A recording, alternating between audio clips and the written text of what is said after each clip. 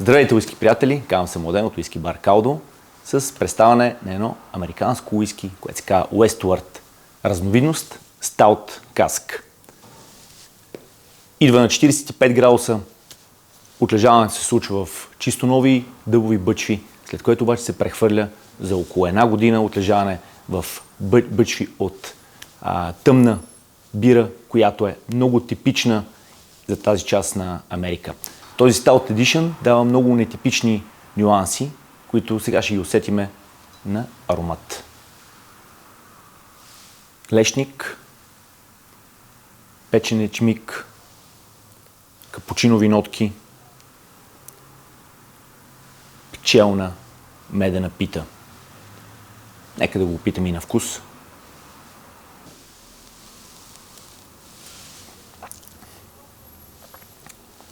Шоколадова нотка, много приятен банан, 45 градуса се усещат, не дават агресия, сочност, тъмни плодове и финалът е леко дъбов, приятна шоколадова нотка, малко мента и далечна опушеност.